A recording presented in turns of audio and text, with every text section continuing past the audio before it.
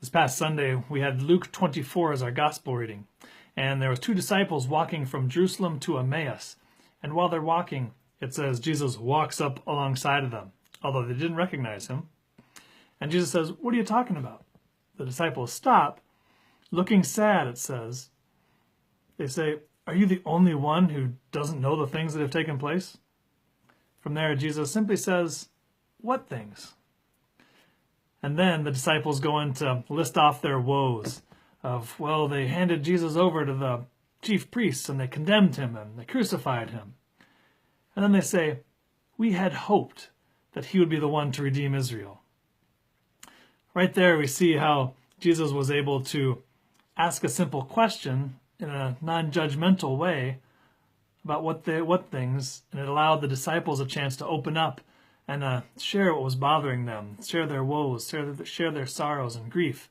And in the midst of that, they could put words and verbalize what it was that they were suffering. They said, "We had hoped." They were able to voice their dashed hopes.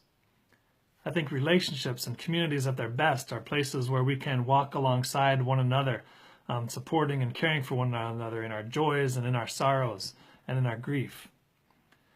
It's one of the things that's great about communities like St. Peter, where we can be the body of Christ together. We can be Jesus for one another as we walk alongside one another in the joys and challenges that life brings our way.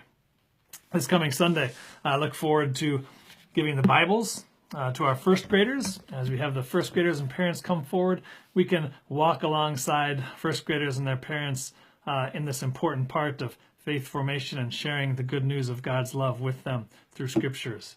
So we can do that together as a congregation, celebrating this milestone with them.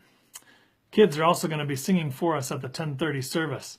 So look forward to a joyous time of walking together and celebrating in God's good news of love and grace for us amidst our joys and challenges in life. So look forward to seeing you soon. God bless.